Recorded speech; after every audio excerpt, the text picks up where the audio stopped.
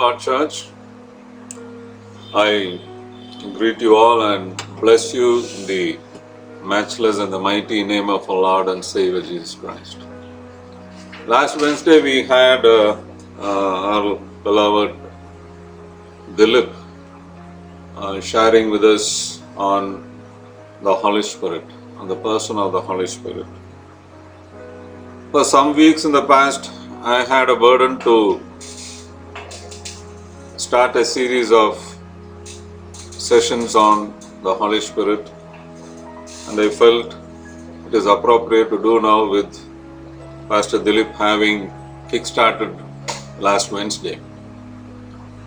And this could continue for a few weeks, and I'm sure you'll be blessed. Let's pray. Father God, we thank you for this time. We commit our spirit, soul, and body into your hands. But I pray, Lord, that you will cover me and reveal yourself. Put the right words in my mouth. Help me to speak what you have put in my heart. I pray, Lord, that everyone who hears this message right now and later over media, they will be blessed. Lord, I pray, Lord, the Holy Spirit will convict everyone who hears a message. And Lord, they will respond to the instructions received. And they will yield and submit and be blessed.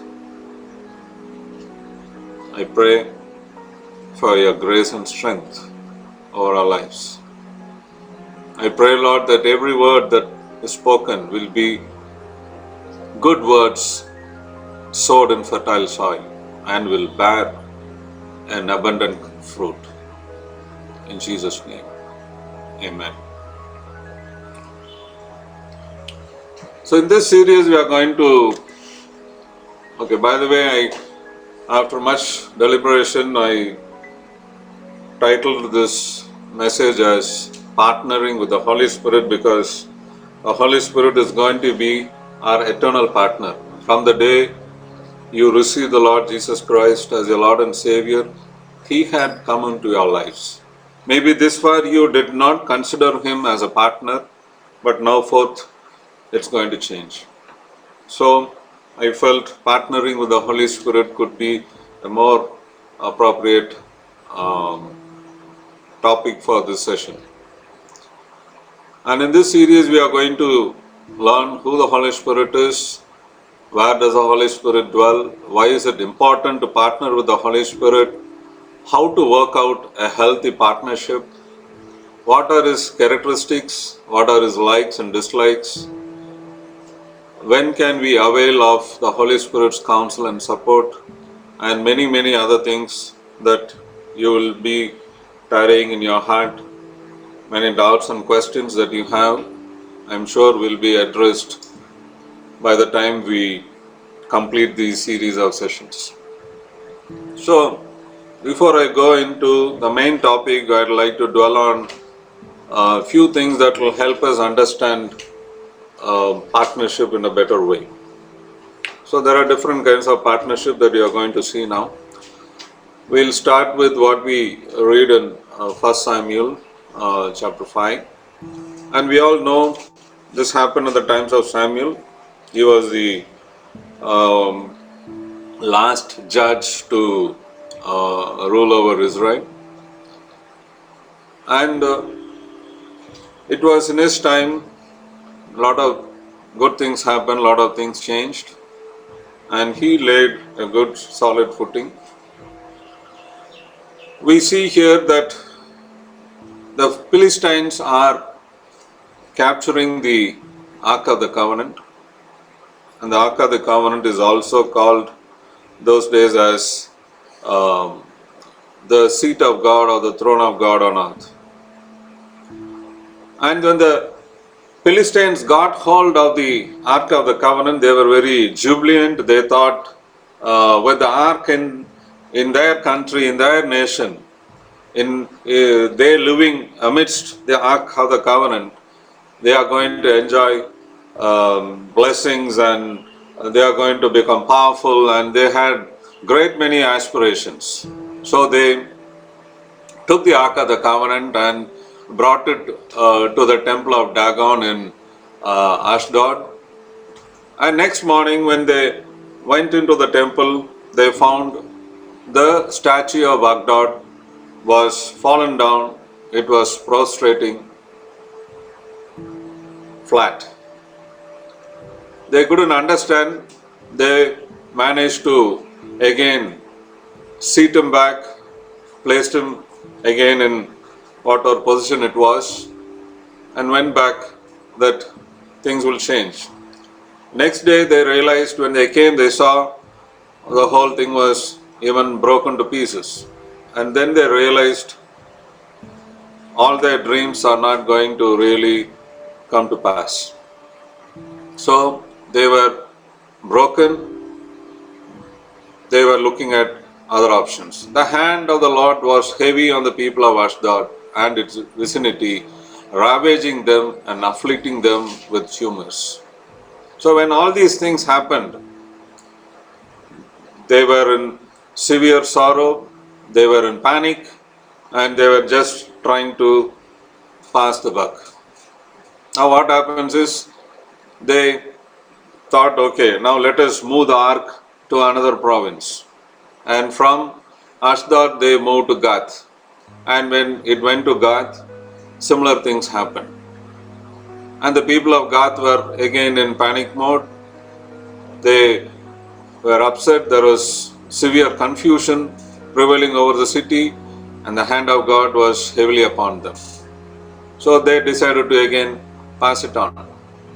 So it moved hands, and finally it ended up into the hands of the Israelites.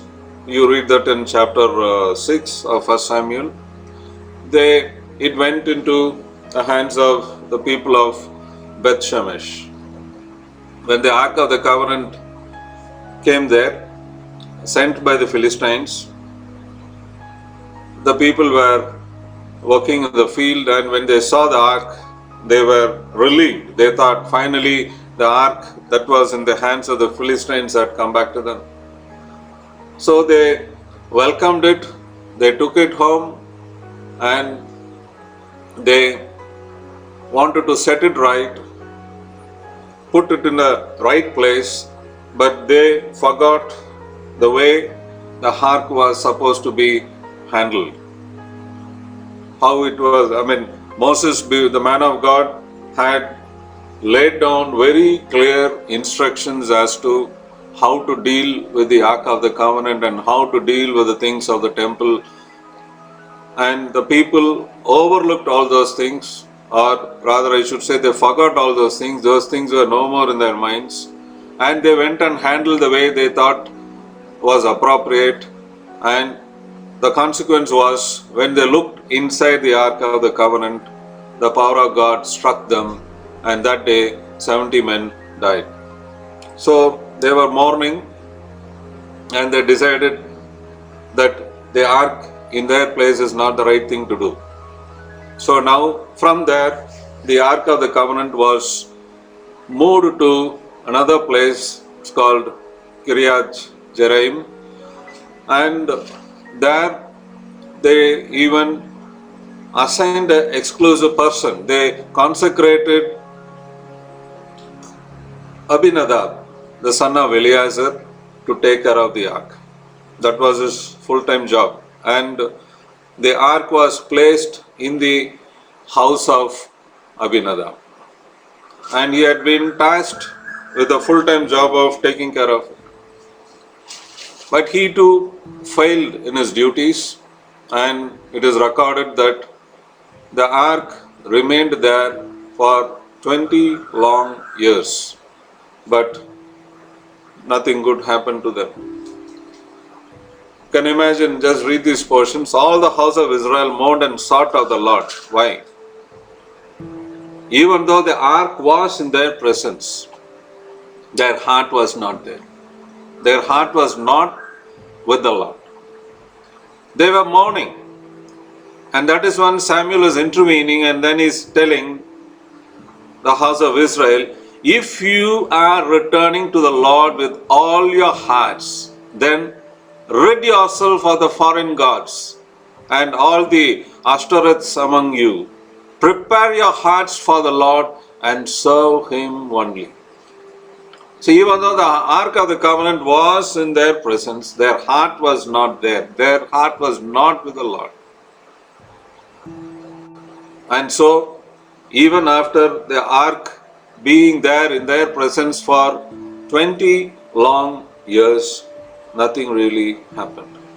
So in this meantime, King David had assumed the throne and he had a desire to bring the Ark of the Covenant back to the city of David. So, no, in the meantime, what happened was from Abinadab's house, the ark was moved to another place, and then David wanted to bring it to the city of David, and he too overlooked the protocol. You can read this portion. Then David and all Israel went to Bala in Judah to bring the chest of God, the cherubim throne of God, where God's name is invoked. They moved the chest of God on a brand new cart from the house of Abinadab with Uzzah and Ahio in charge. In procession with the chest of God, David and all Israel worshipped exuberantly in songs and dance with a marching band of all kinds of instruments. So they celebrated, they were so happy, they were joyful that the ark is going to come to the city of David. And when they were near the threshing floor of Kidon, the ox stumbled, and Uzzah, who was close by, he grabbed the chest to keep it from falling off. And God's anger erupted against Uzzah and killed him because he grabbed the chest. So here again we find this guy not complying with the protocol, doing things that he was not called to do, or not doing things not the way he was supposed to do, and that resulted in he being killed. He died on the spot, the presence of God. David lost his temper, angry because God exploded against Uzzah. This place was then called Perez Uzzah, that means outbreak in Uzzah. David was terrified of God that day, and he said, how can I possibly continue this parade with the chest of God? So now it is moving from there.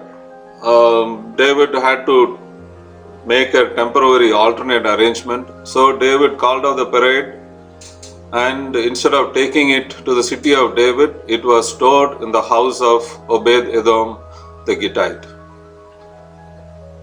The chest of God was in the storage of Obed Edom's house for 3 months. That's just 90 days. God blessed the family of Obed Edom and everything around him. The Lord blessed his household and everything that he owned. If you Google about Obed Edom in the you can get a lot of amazing results. It's not recorded in the Bible, but in the books of different people in Israel, a lot of things, a lot of the blessings that Obed Edom received is recorded. Just for your interest. Now here I want to share about the 4 places the ark was kept. Initially it went to the Philistines. The Philistines were not at all qualified to receive the ark, and disaster took place. Then from there it moved into the Israelite territory again, and it came to Beth-Shemesh, and in Beth-Shemesh also they couldn't handle the ark in the right way. Then from there it moved to the house of Abinadab, and he was exclusively paid and given the responsibility. He was consecrated for that purpose, and yet his heart, or the heart of those people and along with him, were not there with the Lord. Only the ark was there, the heart was away from the Lord. Whereas Now if you look, all these people who had were people in power and position and authority. And finally, the ark lands in the house of Obed-Edom, who was a mere gatekeeper. Okay, that was his position in the scriptures. That's what the scriptures say. He was a mere gatekeeper. But his heart was with the Lord. He revered the Ark of the Covenant that was placed in his house. Even though he wasn't consecrated to handle it or deal it, it is obviously understood the way he handled the Ark of the Covenant during the 3 months stay of it in his house was exemplary, that Obed-Edom was greatly blessed. Now, why I brought this portion over here is to make us understand what kind of relationship are we having with the Holy Spirit. The Holy Spirit is basically given to us, primarily given to us, for eternal purposes. And we are expected to have a very lively and a close fellowship and relationship with Him. Here we saw 4 different situations. And it was the same Ark of the Covenant that was placed in all these 4 places. But all the 4 of them considered it differently, handled it differently, revered it differently. And Obed-Edom, who gave it the highest honor, reverence, was greatly blessed in turn. It's the same with us when it comes to the matter of the Holy Spirit. What are we doing? All of us have the very same person of the Holy Spirit sent to dwell in our hearts.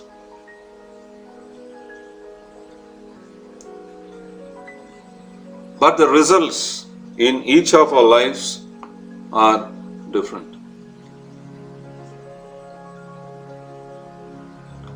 There is nowhere in the scripture that gives evidence that somebody was blessed less and somebody was blessed more.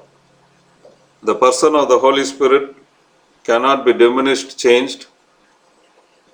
So the whole matter is hinged on one central thing. What is the relationship you have with the person of the Holy Spirit?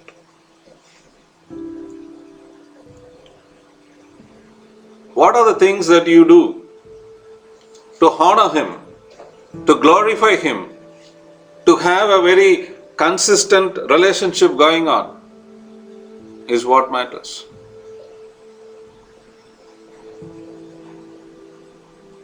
So the next weeks we will go through many things about the Holy Spirit,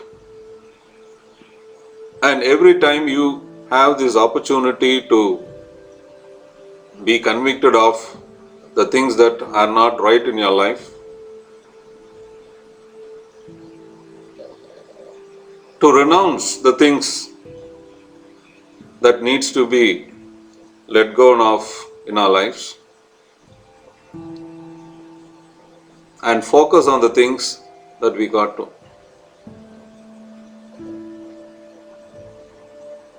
I'd like to share a few stories that will help you and me understand how necessary it is for us to have a close relationship and the right partnership with the Holy Spirit.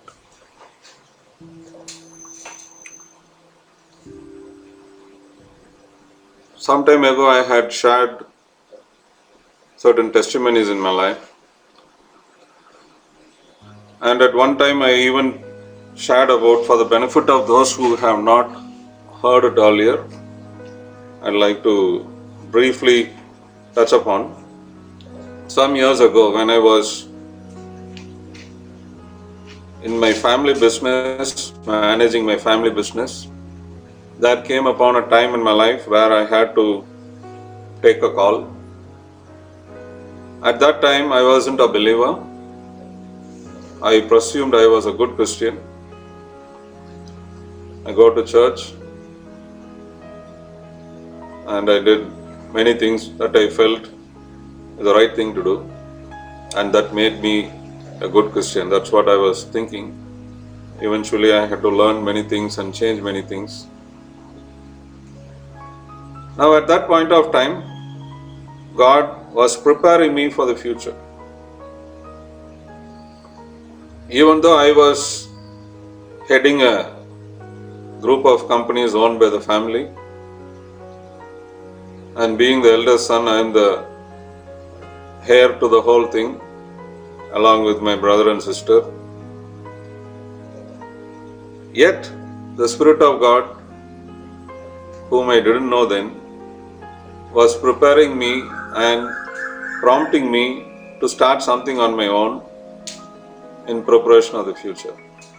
So eventually I ended up starting a business, and one day I got a first export order. When I was thinking that my business was not really worthy of exporting, and we never advertised anywhere,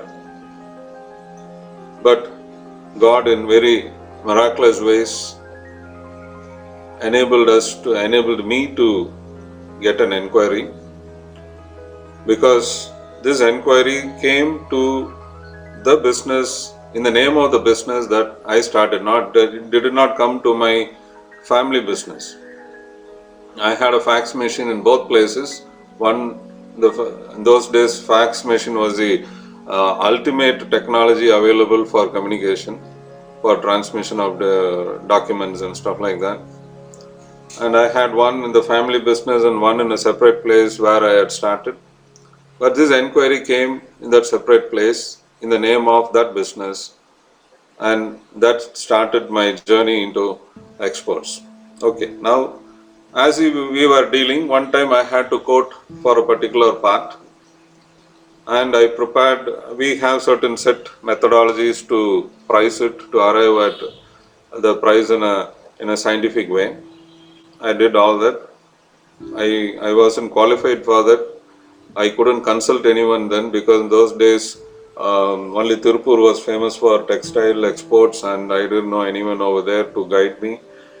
So I went about doing things which I felt was the best to do, and the Holy Spirit was helping me there, but I didn't know the person of the Holy Spirit then. I got into this export business, was doing business in a good way, earning money, earning a lot of profits. And at one time I had to quote for a particular part.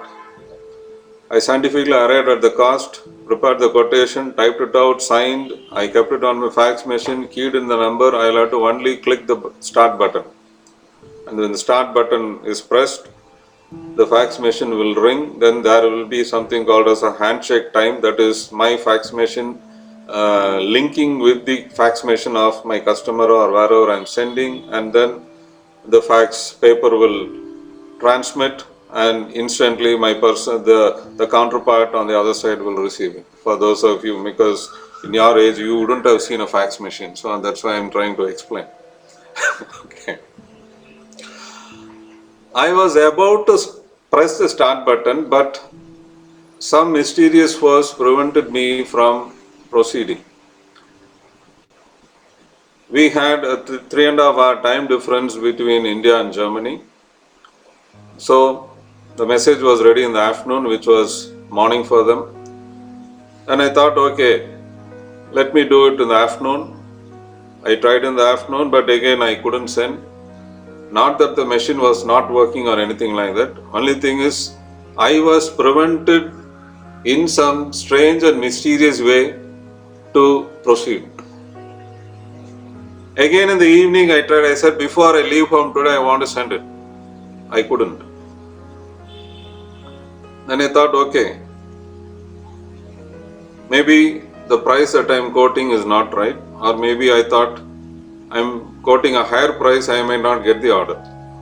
So since I had a good relationship with the buyer with whom I am in touch, instead of sending the offer, I sent him a personal fax telling that I have some confusions concerning the price that I am to offer. So it would be good if you could share with me your target price. That will help me decide whether I am able to supply it at that price or not. So I made a request. It's a personal thing. So I sent it in the evening. The presence of God permitted me to do that. He permitted me to send that message to inquire. I sent the message, went home. Next day morning when I came, I had a reply waiting. And the price was that I was planning to offer or quote, and the target price that I received from them were miles apart. I was trying to offer something at 1/4 the price at which they were aiming to buy.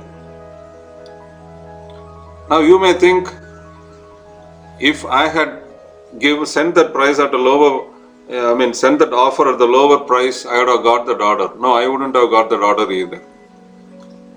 Because I know how the German mind works. They will start thinking, if this man is quoting such a low price for this part, what kind of material will this fellow use? Is he making it from scrap, or is he making it out of any substandard material? Is it worth buying from him? So many thousand questions will go into their mind, and finally they will decline with some reason, and I won't get the order. Now, very wisely, after I got the target price, I agreed to the target price. Okay. There were about 3 different sizes that I need to quote. So, and there was a variation of some 3 to 5% between each of the sizes. So I just tinkered a little bit. To one I agreed for the same price, one I reduced by 2%, for one I increased by 2-3%, and I sent an offer. They agreed for all the 3. And this windfall profit that I could make helped me in the future to do many things for Lord. Not only for me, also because eventually I got to become a believer, and then I started, God started using me for ministry, and at that time God taught me what a big blessing it is to give. So the profits I could invest in a big way into the kingdom of God, and that is holding me good even today. Okay, now this was a story that happened something like 20 years ago. Okay, now let me come why I decided that I should share this topic and share these incidents is something that happened very recently, something that happened just last week. It was with one of the vendors of this customer who had sent me an inquiry, and my price is already available with them. Okay, but this price again is an old price. So they were gracious enough to, when they sent me the inquiry, to ask for the latest quote. So I just increased the price that was appropriate with what is prevailing today. And as usual, I prepared the draft. Now instead of fax, you got email. Okay. Again, I was about to just click the send button. A similar force that overwhelmed me 20 years back was restraining me. Okay. I was so confused in my mind. I was just wrestling within myself Is it from my flesh, or does it mean I had quoted more or less? So many things were there. So I have a couple of friends, spiritual people who counsel me in business and spiritual matters when I am in such predicaments. So I called one of them and I told, I want to send a quote like this. This is my existing price. This is what I want to increase, but I am not able to send the quote across. Something is restraining me, and I believe it is a spirit of God. I want you to pray and advise me. Maybe my thought is I should further increase on the price. And I have been trying to call my friend. He was not responding. So I took that step, okay, let me increase the price. That is a burden I had. I thought, okay, I will modify the price and send whatever God put me into my heart. And just before sending, this person is calling, brother, did you call me? I said, yes, I called you for this and this reason. This is what happened. This is what I initially contemplated. And then I felt the Spirit of God restraining me. I had a confusion whether it is my flesh or whether it is really the hand of God. So that's why I called to check with you. And this is what is a new thing. I just shared all the old price, the current one that I was contemplating, and the one now I am revising. He prayed and said, brother, you are right. It is the Lord's Spirit that is one who is wanting you to revise and quote higher. Do go ahead and send. And we prayed and we sent it. Next day morning, the buyer released the order for whatever price I sent without even one word of negotiation. I even had some provision that if at all this guy calls me for negotiation, what do I do? Okay. Now this happened a week back. Now we are still in lockdown. Since last week, we were permitted to work with 10% of the workforce, being an export-oriented unit. So with a handful of people, I started working, and I told my guys, we had many other orders to supply. I told my guys that we are getting a big order for this size, get ready. And I conveyed this over the phone to them because that day I was going late. So I want them to check the tooling and prepare themselves. And they were even more enthusiastic. By the time I reached office, they had already taken the tool and even started production. Okay. We had some stock of material, and they already started doing certain operations on that. And when I went there, they were always in almost the middle of a particular thing. So I went and told, hey guys, I received the order, but I didn't ask you to commence production. For heaven's sake, stop. Because again, some force was restraining me to suspend production of that part, which I usually don't do. Because we have an order, confirmed order is available. We have a short delivery time because in 3 weeks I'll have to airlift it. Of course, at their cost, not mine. Because that urgently they require that part. I'm going to airlift something like a ton of material. It's going to cost a lot. Okay. So there was an urgency. But still, there was this presence of God restraining me again to suspend production. By then my people have processed certain things. So I halted it and left with that. I asked them to produce something else instead. That was going on. The day before yesterday, today we are on Sunday, I think on Friday morning, I get a message from a buyer telling, we hope you have not started production of that part that we ordered on you. That order is getting cancelled. And that was the message I got. So I now started worrying. I have already commenced production. I have taken advance from them. Usually they don't give advance. This time what happened? That is another thing that I want to tell. This is a direct customer. We supply and I get paid after 60 days from the date of invoice. Okay. In this instance, I was deliberately led to ask for a 40% advance payment. Okay. And usually they don't give advance payment, but in this case, they paid me. When the order was released, I got the order with 40% advance last week. Now, when the change in size happened, when they said they are cancelling the order, I was worried because now I have to send the money back. Okay, it's their money, I can return it back. But now this is Forex. So Forex, there are a lot of protocols involved. And more than anything, when I receive €1 from Germany, let's say last week the price was 85 rupees, the conversion rate is here, the purchase price of dollar and selling price of euro are different. Okay. So when one way I get a better price, other way I don't get a better price. Now I have received the money. I received the money at a lower price. Now if I send the money back, I am sending only the same amount in terms of euro, but when it is converted to Indian currency, I will end up sending more money. I mean, I'll have to pay more money to send that amount back to him. Okay. So now I was concerned. We prayed. I said, Lord, it was because of your leading and prompting I ventured into quoting this, and I knew without your presence and without your leading I won't get the order. Now why am I into this?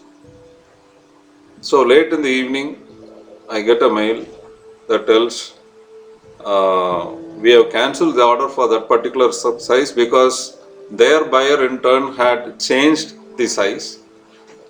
Instead, we are agreeable to buy another size of the same product for the same quantity, for the same price and everything.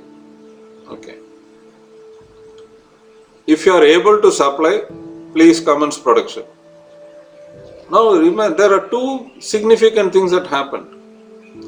One, if I have not taken that advance payment, things are not in my control because the customer can coolly cancel the order and can go off. But since advance payment was with me, I can tell I have already processed certain things, so I can only repay so much or anything I can hinder. I need not return back the entire amount. That is one. Second thing is, if I had not listened to the inner voice and force that was guiding me to hold production, which my guys had already started, I am having a confirmed order with advance payment. So there is no more confirmation that is required to process the order. But somehow, and I am short of time, but I was restrained. I told my fellows to stop production, halt it. If I had not halted in this 3 days time, I would have done a lot of processing and it is irreversible. Once I do the processing, if they don't take it, I'll have to only scrap it, and it is stainless steel. A ton of stainless steel today costs about 3.5 lakhs. And I lose quite a lot of money. So what I am coming to is, don't consider the Holy Spirit is there only to guide us and deal us on holy matters. That is a big misconception many children of God have. They think because He is called the Holy Spirit can guide us only at the time of worship, or when you pray, or when you are singing, or when you are in tongues, and you restrict Him and avail of His counsel only for holy matters. No, it is not so. The Holy Spirit has been given to us so that we are victorious in every area of our life. He has a say over everything in our life. And this testimony that I have shared to you is to prove that point, that if we listen to the counsel of the Holy Spirit in all that we do, you will prosper. There is a verse in the Bible that says that He is the Lord God who helps you to profit. Okay. Sometimes it is been spiritualized and told this profit is not financial profit. This profit is generally considered as contextually in the meaning of increase. That means God will help you increase or bless you in certain areas. We spiritualize it and don't associate with business matters or matters of profession.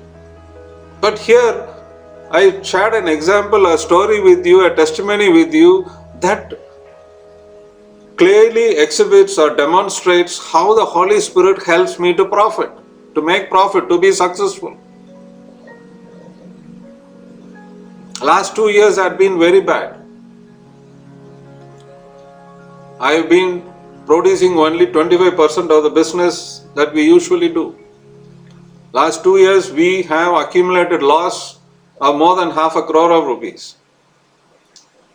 One day we were praying along with a friend of mine, with my counselor. We were talking and praying, and suddenly he asked, Roy Wilson, how much losses have you made in the last 2 years? I told him this much. The Spirit of God is saying that this year He will provide you with business, the whole thing will turn around. I doubted it. I didn't believe it. Because if you know business in the normal worldly sense, if you make a loss, it takes 3 times the normal time for the loss to be restored. Meaning if I made 1 crore loss in the last, let us say 2 years, to make good of this 1 crore loss, it will take 3 more years. It doesn't happen in the very next year. Okay. Because there are many other contingents that need to be considered, and this is standard business practice.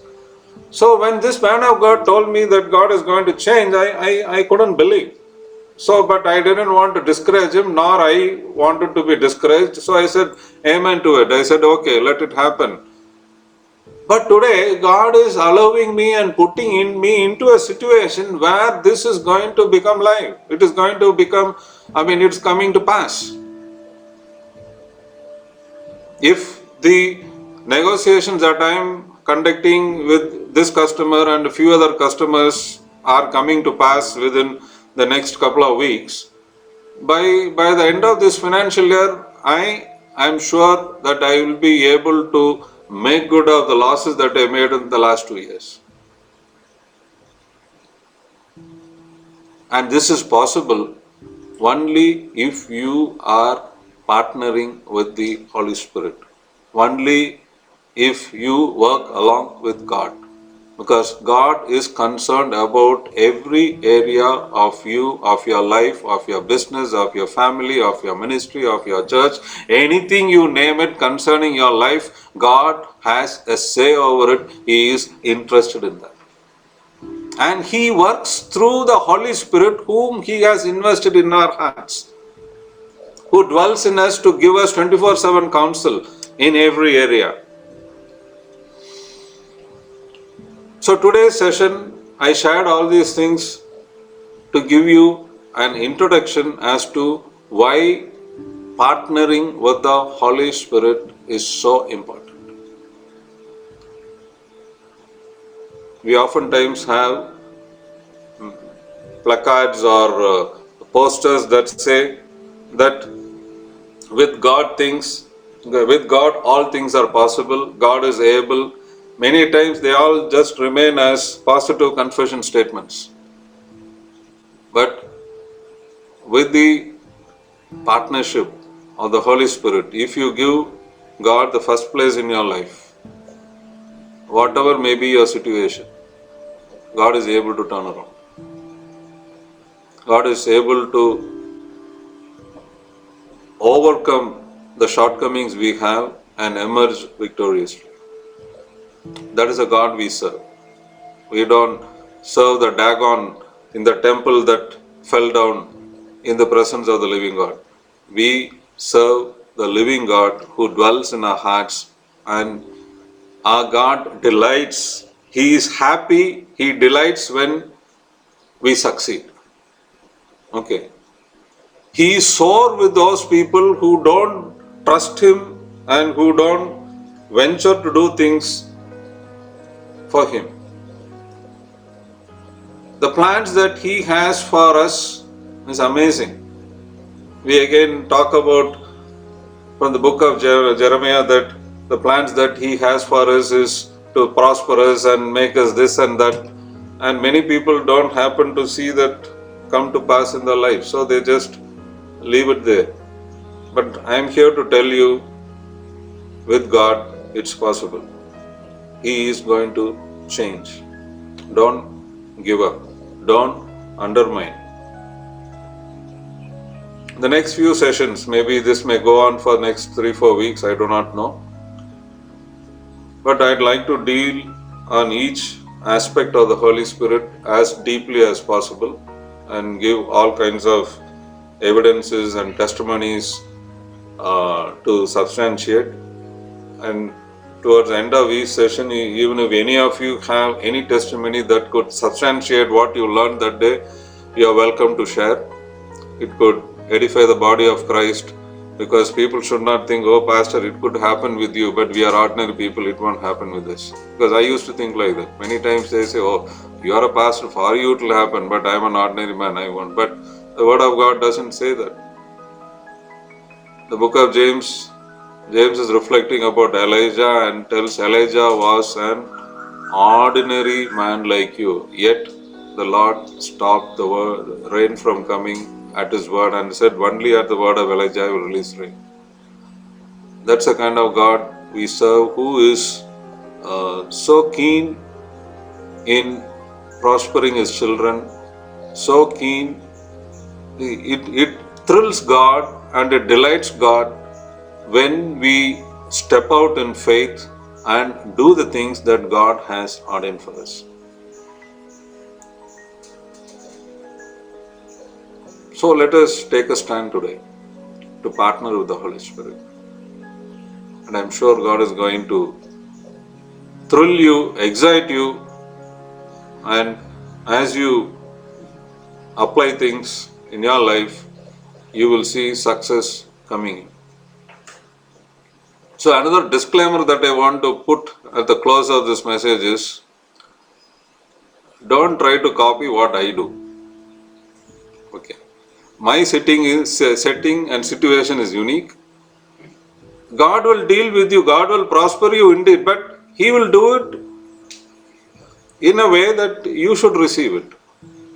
In a unique way that is appropriate for your business, your profession, your lifestyle, your need. Okay.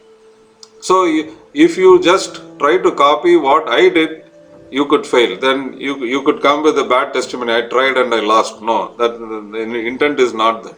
I'm here to edify God and share what I'm sharing what happened in my life. God will definitely prosper you in your life, no doubt about it. I don't have a second thought about it at all. But pray and He will lead you to do the right thing to your situation, to your need, to your business alignment, and you will prosper. Amen. So, God bless you all. Let's close in prayer. Father God, we thank and we praise you, Lord, for what you shared with us today. Lord, I pray, Lord, that your children, everyone who heard this message today, everyone who is hearing this message now, Lord, will be convicted that they are all eligible candidates to partner with the Holy Spirit and to be successful in every area of their lives, to be victorious. And Lord, I pray that you will reveal unto them what you have in store for them. Lord, your word says that what our minds presently comprehend about what we have is a minuscule. What you have in store for us is something that our human minds cannot comprehend at all. You have great blessings in store for us. And Lord, I pray that your children will take a step of faith. And Lord, everyone who hears this message will come forward, Lord, to submit and yield to the will of the Holy Spirit and will enjoy every goodness in life. And they will, Lord, go in the way that you have called and you have purposed for them in their lives. Lord, I pray that, Lord, you will reveal to them in tangible and understandable ways that they could comprehend, their hearts could accept. I pray for an increase in their faith levels. I pray that, Lord, they will be ever more sensitive to the voice and the leading and the promptings of the Holy Spirit and do the right thing. We commit everything into your hands and we give you the glory, honor, thanks, and praise. In Jesus' precious name, amen. The grace of our Lord Jesus Christ, the love of God the Father Almighty, and the presence and the power of the Holy Spirit be with you all, guide you all, and help you to be successful and victorious in life. Amen.